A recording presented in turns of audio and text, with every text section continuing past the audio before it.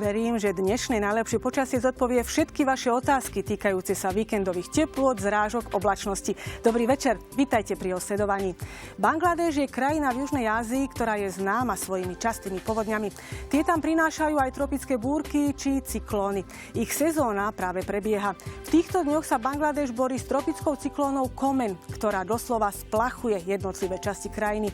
Júlový mesačný úhrn zrážok je tu 600 mm, ale od 24. do 26. júla spadlo na niektorých miestach od 800 až do 1000 mm zrážok. Záplavy si vyžiadali aj obete na ľudských životoch a veľké materiálne škody. Komen sa presúva ďalej na sever, kde bude vo svojej ničivej práci pokračovať.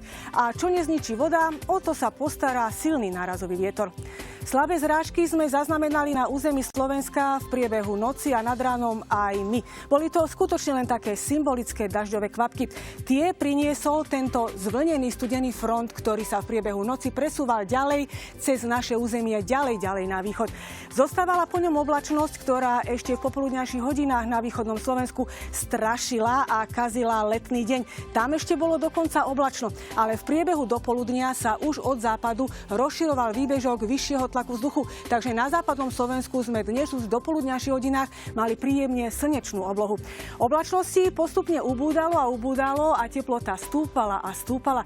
Dnešné maximum bolo vyššie ako to včerajšie. Dnes sme mali od 20 do 27 stupňov Celzia a pretože oblasť vyššieho tlaku vzduchu už zaberá miesto za zvlneným studeným frontom, tak budeme mať ešte teplejšie. Len musíme vydržať túto noc, ktorá bude pomerne chladná. Do rána sa ochladí nad našimi hlavami zväčša na hodnotu 14 až 9 stupňov Celzia, ale na severe v horských dolinách a kotlinách to bude ešte chladnejšie, až okolo 7 stupňov Celzia. Takže také ráno napríklad na severe Oravy bude skutočne čerstvé. V priebehu dňa však už bude teplota stúpať a bude to ešte viac, ako sme mali dnes. Zväčša od 21 do 29 stupňov Celzia. V priebehu noci očakávame, že budeme mať oblakov málo, že to bude jasná, dokonca len polojasná obloha. V priebehu zajtrajšieho dňa opäť budeme mať jasno, na najvyš polojasno. V popoludňajších hodinách sa však nedá vylúčiť v hornatých častiach Slovenska zväčšená kopovitá oblačnosť, ale vyzerá, že to bude na sucho. Ak sa na to pozrieme podrobnejšie, tak noc na západnom Slovensku bude jasná, na najvyš polojasná. Do rána sa ochladí na hodnotu 14 až 10 stupňov Celzia a to všetko iba pri slabom vetre. Aj na strednom Slovensku očakávame, že to bude jasno, na najvyš polojasno. Nad ránom sa v nižších polohách stredného Slovenska môže ojedinele objaviť hmlisto. Bude tu ale chladnejšie. Zväčša okolo 9 stupňov Celzia, to znamená od 11 do 7, ale na severe Tisúc a Oravy to bude ešte nižšie. Na východe krajiny tiež bude mať v noci málo oblačnosti na oblohe. Predpokladám, že do rána tu teplota poklesne zväčša na 11 až 7 stupňov, ale na Spiši to môže byť ešte nižšie. Aj tu bude v noci viať len slabý vietor. Zajtrajší deň na západnom Slovensku bude slnečný a príjemne teplý. Maximálna teplota zajtra vystúpi na hodnotu 25 až 29 stupňov Celzia. Na strednom Slovensku tiež bude oblačnosti minimum, len v popoludňajších hodinách sa môže v hornatých častiach stredného Slovenska zväčšiť oblačnosť. Zajtrajšie maximum 23 až 27, v okolí Dudiniec do 29 stupňov, naopak na Kysuciach, Orave a Liptove 21 stupňov Celzia. Na východe krajiny tiež nás čaká slnečná obloha s maximálnou teplotou od 22 do 25, na krajnom juhovýchode do 26 stupňov Celzia. V priebehu zajtrajšieho dňa počítajte iba so slabým vetrom. Aj naši susedia sa môžu tešiť na príjemnú sobotu. Tiež to bude v popoludňajších hodinách s takou zväčšenou kopovitou oblačnosťou, ale teplota príjemná 22 až 27 stupňov Celzia, či pôjdeme do Českej republiky alebo na Ukrajinu.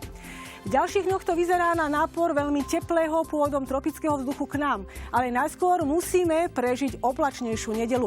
Vo vyšších vrstvách atmosféry v nedeľu bude nad našimi hlavami taká plitučká oblasť nízkotlaku vzduchu. Preto v nedeľu bude maximálna teplota pri ojedinelých prehánkach 28 stupňov. V pondelok sa ešte objavia prehánky, ale teplota sa už dostane na 30 stupňov Celzia, aby potom v útorok, v stredu, vo štvrtok, v piatok a v sobotu už iba teplota stúpala a stúpala. Pri slnečnej oblohe napríklad napríklad vo štvrtok 30 až 35 stupňov, v piatok 32 až 37 stupňov Celzia. V sobotu rovnaká hodnota 32 až 37 stupňov Celzia. Aj teplota v noci bude opäť na hraniciach tropickej noci. To znamená, že v noci v tých ďalších dňoch očakávame 20 stupňov. Ak pôjdeme niekam do Ázie, tak nás Ázia privíta zamračenou oblohou a zrážkami a s teplotou na hodnote 30 stupňov Celzia. Naproti tomu Egypt ponúkne tiež 30 stupňov, ale pri jasnej oblohe. Hurghada dokonca až 35 a Dubaj slnečný 42 stupňov Celzia. Na juhu Turecka je stále slnečná obloha a teplota 35 stupňov. Kréta a Cyprus tiež jasná obloha 31 až 33 stupňov Celzia. Ak pôjdeme niekam do Bulharska, tak po poludňajších hodinách počítajte s kopovitou oblačnosťou a s teplotou 28 stupňov, ale Dubrovnik zajtra slnečný a 32 stupňov Celzia. Sever Španielska zajtra ponúkne tiež kopovitú oblačnosť a teplotu 22 stupňov Celzia. Lisabon bude dokonca až zamračený a 24 stupňov Celzia. A ešte skontrolujeme Karibskú oblasť, tak tam je to stále o tom istom. Z rána malá, v priebehu dňa kopovitá oblačnosť a teplota sa nehýbe, zväčša okolo 30 stupňov Celzia. Ďakujem vám za príjemnú spoločnosť a teším sa na vás opäť zajtra.